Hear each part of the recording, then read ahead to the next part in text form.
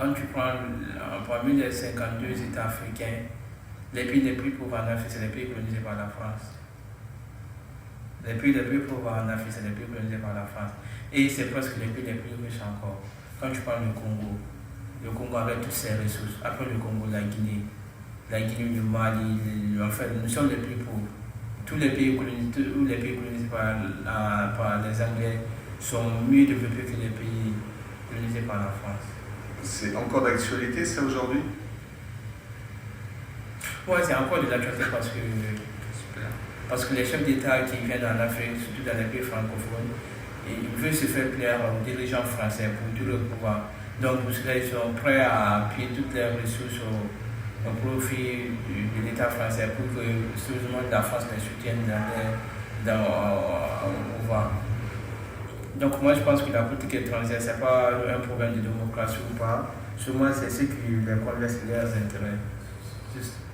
C'est pas parce que dans ce pays il n'y a pas de démocratie, il y a démocratie, c'est juste un problème, une question d'intérêt. S'ils n'ont pas d'intérêt, même s'il y a démocratie, ils vont chercher quelques problèmes pour dire qu'il n'y a pas de démocratie, pour pouvoir intervenir. C'est continuer de piller des ressources pour l'État français, c'est pour les. C'est pas. Tu veux répondre? Vas-y. Non, c'est pas un mot que. C'est le plus de. Allô? Non? Ça c'est.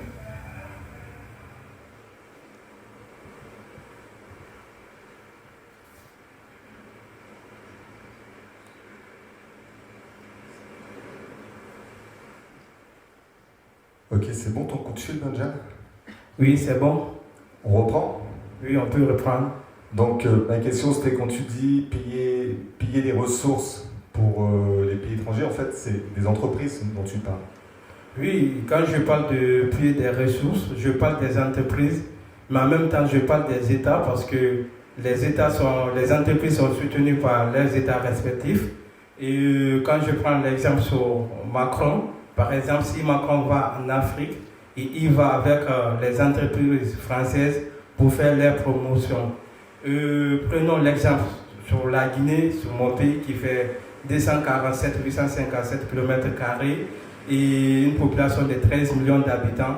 Avec toutes les potentialités qu'on a, on n'arrive pas à se développer. Et quand je prends évidemment l'exemple sur la Côte d'Ivoire, qui est plus grand que l'Italie et moins peuplée que l'Italie, elle n'arrive pas non plus à se développer. Et quand tu parles de potentialité, c'est quoi exactement? Quand je parle de potentialité, je parle des ressources minières telles que l'or, le diamant, la bauxite et tant d'autres. Ouais, non mais alors attends, parce que l'or, le diamant, c'est quand même pas rien. Donc en fait, le problème, c'est quand même les dirigeants qui sont corrompus et qui détournent l'argent de la vente de l'or et des diamants. C'est ça votre problème, c'est la corruption des dirigeants. Oui, mais la corruption à elle seule n'est pas le problème de l'Afrique parce qu'il y a la corruption partout dans le monde. Mais c'est qu'il y a d'autres problèmes qui sont plus graves que la corruption, tels que le commerce inégalitaire. Le commerce inégalitaire. C'est quoi ça, le commerce inégalitaire? Le commerce inégalitaire, je te donne un exemple palpable. Par exemple, quand tu prends ton téléphone, pour faire ton téléphone, on a besoin d'un kilo de bauxite. Et moi, Guinéen, pour que je puisse m'en procurer de ce téléphone, il me faut revendre 20 kg de bauxite pour acheter un téléphone qui a été fait à 1 kg de bauxite. Donc cet écart-là, c'est... Tu as besoin du revenu de 20 kg de bauxite pour pouvoir payer un téléphone à 1 kg de bauxite. Ok. Mais du coup, pourquoi vous n'augmentez pas le prix de la matière première? Ça, c'est pas compliqué à faire. On ne peut pas augmenter le prix des matières premières parce que pour la simple raison, ce n'est pas nous qui fixons les prix. C'est qui fixe les prix? Les prix sont fixés par les pays des G20. Ok. Et à part l'Afrique du Sud, il n'y a aucun pays africain qui fait partie des G20. Il n'y a aucun pays africain qui fait partie du G20? Oui, du G20. Ok. Et d'ailleurs encore, à part ça, en plus c'est plus facile encore d'acheminer des marchandises de la Chine vers la Guinée que du Gabon vers la Guinée. Tout ça là, ça a contribué à la paupérisation de l'Afrique parce que entre les pays du Sud, on ne commerce pas ensemble. Ok, donc du coup, ça serait quoi la solution pour toi? La solution, c'est pas facile parce que vu que nous, on nous a réduit à la consommation, c'est-à-dire nous sommes devenus un peu pour consommateurs. On ne produit pas, on ne fait pas les ordinateurs, on ne fait pas les voitures, ni les hommes, ni rien. Donc pour sortir de cette dépendance-là, on a juste besoin de la technologie. Un transfert de technologie? Oui, c'est ça. Et ça n'a pas lieu? Non, on ne nous a pas encore. Les entreprises et les États qui ont le monopole de la technologie ne veulent pas nous la transférer. Ouais, ok. Tu fais quand même un peu la pleureuse, si je peux me permettre, parce que l'État français aide la Guinée aujourd'hui. Il y a plein d'aides financières qui vont à la Guinée, donc excuse-moi, j'en reviens au truc de départ. Ces aides financières, si le pays n'arrive pas à se développer, c'est bien parce qu'il y a des dirigeants qui sont corrompus et qui détournent les aides. Donc le problème, je pense qu'il est quand même là, il ne faut pas porter toujours la faute, tu vois ce que je veux dire? Ouais, je vois ce que tu veux venir. Ouais, c'est vrai, parce que quand tu vois à la télé que vos chefs d'État font des dons en Afrique, c'est que vous êtes loin de la réalité, vous êtes déconnectés. Sinon, les aides que vous appelez aides, nous on appelle ça des aides empoisonnées. Des aides empoisonnées? Oui, les aides empoisonnées. C'est-à-dire? Je prends, par exemple, si moi je suis président de la République, si Macron me donne 10 000 euros, par exemple, il me donne les 10 000 euros, et ces 10 000 euros viennent avec les instructions, c'est-à-dire il va me dire où je vais utiliser ces 10 000 euros, et comment je vais les utiliser, et avec quelle entreprise je vais collaborer. Et bien sûr, vu que c'est un chef d'État français qui me l'a offert, donc je suis obligé de travailler avec les entreprises françaises, et ces mêmes sommes qui m'ont été offertes vont se retrouver dans les caisses françaises. En revanche, nous allons nous retrouver à rembourser les dettes qu'on n'a pas pu profiter. Donc l'argent va directement dans les banques françaises et vous avez juste à rembourser les emprunts. Ouais, c'est ça. C'est ça que tu me dis. Ok. On fait une supposition. Toi, Badjan Traoré, président de la République de Guinée, tu fais quoi? Moi, président de la République de Guinée, non, je ne pense pas. Quoi, tu penses pas?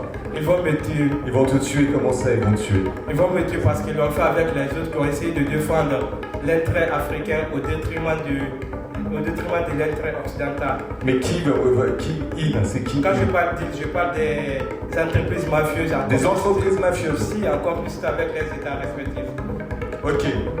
T'es protégé, t'es dans un burger, il y a l'armée, je sais pas quoi, il peut rien t'arriver. Toi, Badjan Traoré, président de la République de Guinée, tu fais quoi? Moi, Badjan Traoré, protégé, président de la République de Guinée.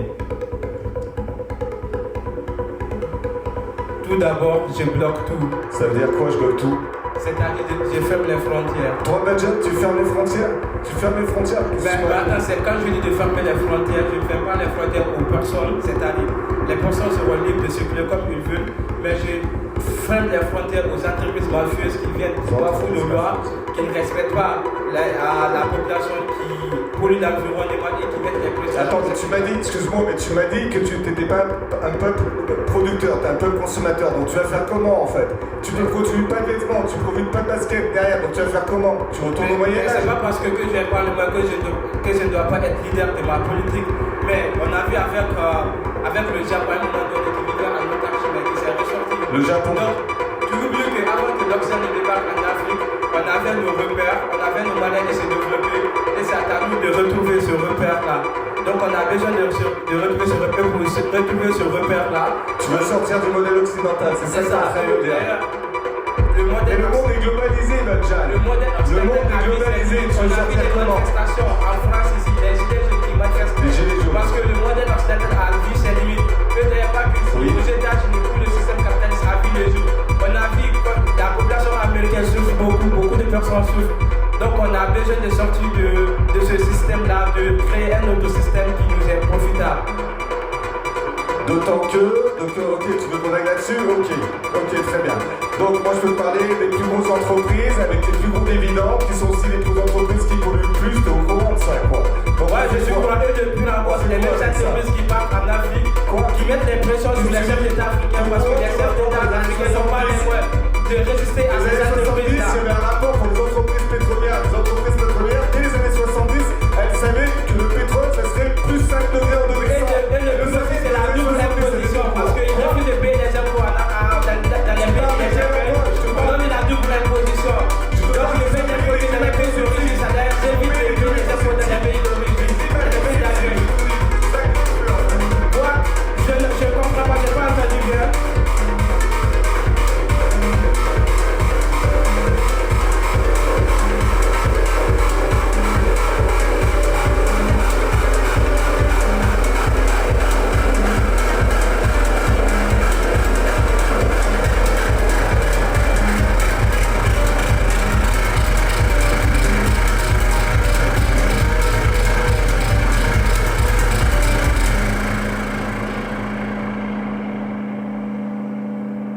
Stéphane, Ouais.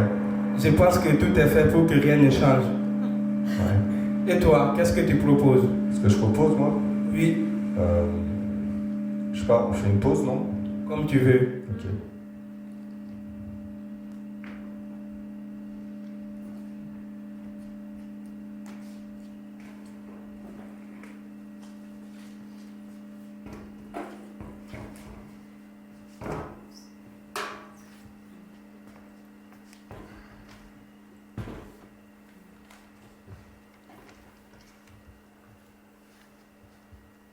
Je commence? Ouais, si tu veux, sinon... Ouais, tu peux commencer. Sinon, je commence. Ok, vas-y, commence. Donc, c'est l'histoire du collège Maurice qui commence en août 2018. C'est une trentaine de jeunes mineurs. En fait, c'est des mineurs qui se retrouvent, qui vivaient sur les pentes de la Croix-Rousse parce qu'ils n'avaient pas un endroit où vivre. Donc, et on les a demandé de libérer les lieux. Donc, ils n'avaient aucun endroit où aller. Et il y a les habitants du quartier de la Croix-Rousse ont constitué un comité pour venir en aide ces jeunes-là. Et ils ont demandé l'aide des ouvriers qui sont venus ouvrir le collège Maurice à l'époque inhabité. Ouais, parce que donc ils dormaient dans des tentes, et donc juste précision, donc les ouvreurs, hein, ce sont des professionnels de l'ouverture en toute illégalité de lieux désaffectés, c'est avec des hautes qualités, hautes compétences, hein, parce qu'il y a une triple compétence, c'est une compétence physique, puisque c'est des gens qui grimpent, qui montent, qui sautent, qui sont capables de rester mobiles pendant très longtemps pour ne pas déclencher les alarmes. Haute compétence technique, parce qu'il faut pouvoir ouvrir des serrures, mettre l'électricité rapidement, puis haute compétence aussi juridique, puisqu'il faut arriver à jongler avec la loi pour ne pas se faire expulser dans les 48 heures. Donc c'est des gens très très très professionnels. Pardon, je t'ai coupé. Bon, au début, c'était pas facile parce que quand on a ouvert le collège, il n'y avait pas d'électricité, il n'y avait pas de cuisine, il n'y avait rien. Donc il fallait tout refaire parce qu'il y avait... Au début, c'était une trentaine, mais en plus, quand les autres ont su que le collège est ouvert, donc ils sont venus.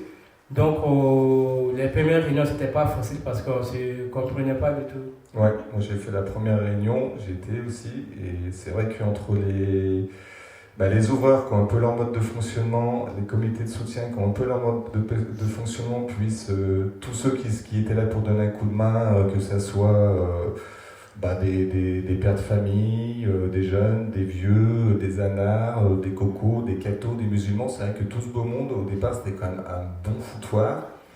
Mais bon, il y avait cette urgence, donc la réunion a été instituée comme un rituel, le premier rituel, une fois par semaine, pour tenter d'organiser un peu le bazar, quoi.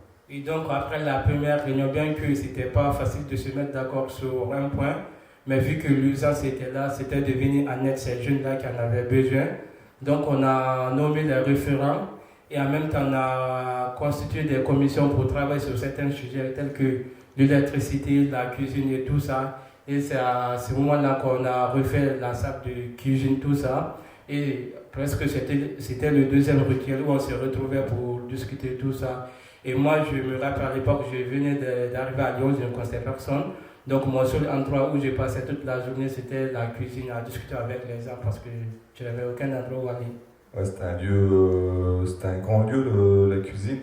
Donc les gars, ils se retrouvaient en référent. Il y avait qui? Il y avait Mohamed, Tony, Ibé, Ibra. Et dans la cuisine, les gars donc, se retrouvaient, il y avait une équipe de cuistots donc, qui se retrouvait à 16h et qui cuisinait jusqu'à 20h pour faire combien? C'était pas 50, c'était pas 100, c'était pas 200, quoi? 300 repas, c'était 300 personnes ou plus fort? Nous-mêmes, on n'avait pas la maîtrise du nombre parce que chaque jour, les gens ne faisaient que venir. Donc, ça a été dit plusieurs fois à la réunion de ne plus recevoir les personnes. Mais c'était tellement difficile parce que moi-même, quand je suis venu, la décision était déjà prise de ne plus recevoir, mais on ne voulait pas me recevoir. On m'a dit d'aller voir Tony, Tony m'a dit d'aller voir Ibra. Donc au final, je rejetais la balle pour ne pas porter la responsabilité de dire que j'ai accueilli, j'ai voulu l'arrêt.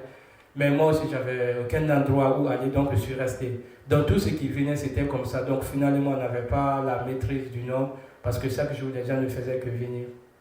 Oui, puis c'était pas possible de dire non, même si en réunion c'était dit le lieu est complet, donc on dit non. Quand les gars arrivaient, c'était impossible de dire non. D'autant que quand même, ils arrivaient souvent via l'institution qui était censée les loger, mais qui en fait n'avait pas de place, et donc qui prenait le temps de leur faire des petits plans avec un trait de stabilo comme ça sur les rues pour dire en fait nous on peut pas te loger, mais par contre il y a un endroit je connais, va voir là-bas je crois qu'ils ont de la place. Donc on voyait les gars qui arrivaient avec un plan directement de l'institution en disant oui je peux dormir là. Bon voilà. Ouais, donc c'est après cela aussi qu'on a eu le fameux procès. Donc on devait être expulsé du collège, mais au procès moi j'ai pas été parce que j'étais pris par les rendez-vous à la préfecture. Je pense que toi tu as été, tu peux nous en parler. En même temps c'est toi qui fais un master en droit international, hein, c'est pas moi. Non, moi je fais pas de droit international, je fais droit du travail. Droit du travail.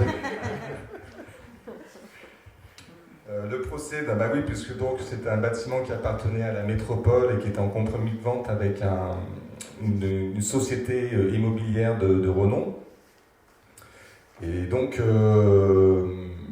il devait y avoir eu le procès, donc expulsion parce que propriété privée. Et je vais vous lire le verdict du procès. Donc il dit ça, qui dit bon bah vous allez être expulsé parce que c'est une propriété privée. Et puis derrière, il précise, il doit en espèces, je vais mettre mes lunettes, être constaté que les occupants sont tous de jeunes migrants de pays africains, demandeurs d'asile avec instruction de leur dossier en cours, qu'ils ont su créer avec le voisinage du collège des liens étroits, comme en témoignent les multiples attestations produites, et ont pu aménager cet espace inoccupé en lieu de vie sécurisant après les multiples épreuves migratoires au risque létal qu'ils ont rencontrées. Que leur logement ne peut avoir lieu dans des conditions normales puisque leurs demandes d'asile sont en cours de traitement et que le nombre d'hébergements en structure officielle est notoirement insuffisant. Que leur maintien dans les lieux pour une période de quelques mois n'est pas de nature à porter une atteinte disproportionnée aux droits de propriété et aux intérêts financiers de la métropole qui est en état d'un compromis de vente avec une société mercantile. Il en sera en conséquence alloué un délai de 1 an. Donc finalement, le procès s'est terminé comme ça en disant en fait, on donne 1 an de délai au collège et à la métropole pour s'organiser, pour pouvoir trouver un logement pour toutes ces personnes. Donc 1 an après, le collège a été fermé. Les mineurs ont été relâchés globalement dans des structures en dur avec un accompagnement social qui était plutôt satisfaisant, c'était plutôt content. Les majeurs, c'est toujours plus délicat, donc des foyers, des hôtels, c'est toujours une situation un peu plus instable. En tout cas, à l'instant T de la fermeture du collège, tout le monde était relogé, quasiment. Ouais, je me rappelle du procès parce que nous-mêmes, nous étions impatients de ce procès parce qu'à l'époque, on était tous inquiets. On était dans des situations difficiles, on ne connaissait pas bien Lyon. Et en même temps, nos dossiers étaient en instruction, donc soit on était à l'OFRA, soit à la CNDA. Donc on n'avait aucun endroit où aller. Donc la décision de nous donner 1 an de délai supplémentaire, ça nous a très réjoui. Et en même temps, on a oublié le 3e retire qui est celui de la fête. Donc à Is avec sa sono, on se retrouvait pour faire... La salle des fêtes? Oui, je parle de la salle des fêtes. Donc il y avait une salle des fêtes, et effectivement c'était un combat la salle des fêtes parce que à chaque réunion il fallait fermer la salle des fêtes pour faire des chambres à la place, et à chaque fois c'était non, on garde la salle de fête parce que s'il n'y a plus la salle des fêtes, ça devient un lieu de survie et plus un lieu de vie quoi. Et c'est comme ça que depuis la salle des fêtes, il y a eu cette grande journée qui a été organisée avec 800 personnes, avec le concert. Et tout le monde quoi. Oui, le concert parce qu'après que la justice nous ait donné 1 an de délai, donc on ne pouvait pas rester comme ça sans rien faire et on a essayé d'organiser quelque chose pour entrer en contact avec les habitants de la Croix-Rousse. Donc chose qui a été faite, on a organisé un grand concert, on a convié tous les habitants de la Croix-Rousse. On est passé de foyer en foyer pour mettre les lettres d'invitation dans les boîtes aux lettres.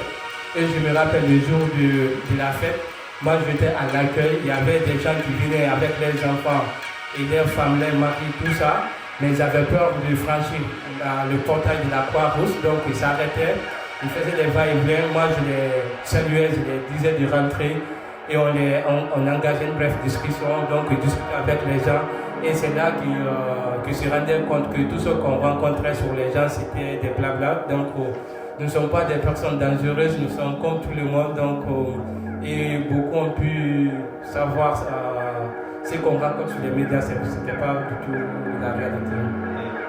Et je crois que c'était un des enjeux du collège du coup et de ces fêtes, c'était d'arriver à faire en sorte que les gens basculent et passent le portail. Et il y en avait quelques-uns comme ça qui ont quand même, je pense à Seb. Seb, il était une fois qu'il a été au collège, finalement il s'est beaucoup engagé du côté des habitants du collège. Et après la fermeture, il ne s'est pas arrêté, il a continué à mener la bataille pour les personnes vulnérables, les personnes qui n'ont pas de situation régulière en France. Alors que Seb, au départ, vraiment, quand il s'est pointé dans le collège, c'était sur la pointe des pieds, c'était quelqu'un de super discret qui prenait quasiment jamais la parole.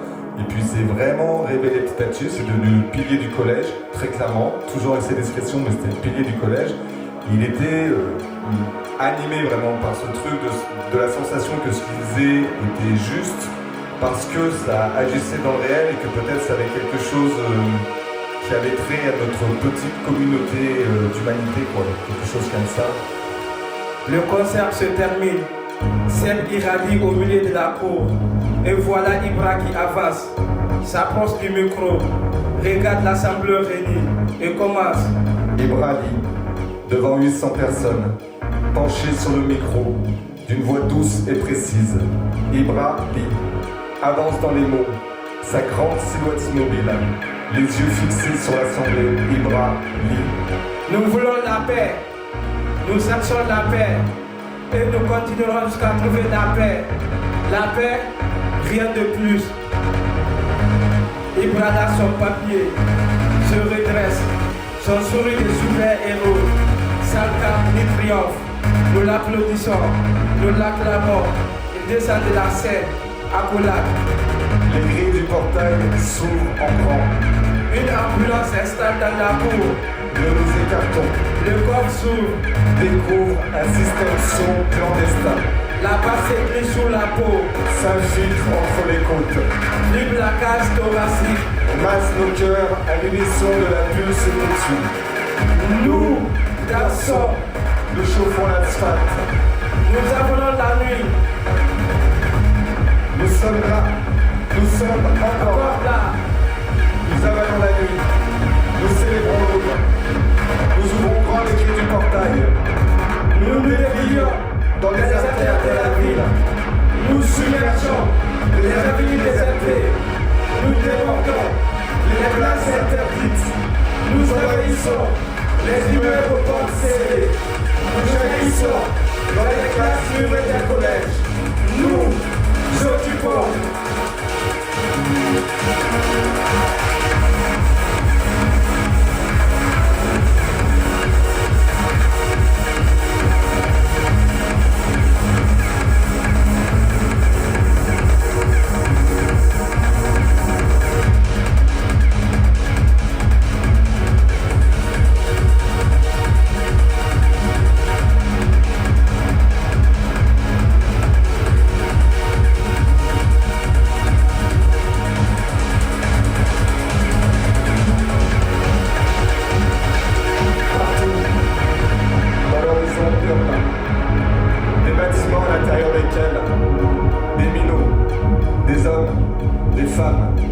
s'organisent. Nous nous attelons à ce réel que nous écrivons depuis Hong Kong, Santiago, Beyrouth, Buenos Aires, Alger, Sur les pages de l'ancien monde.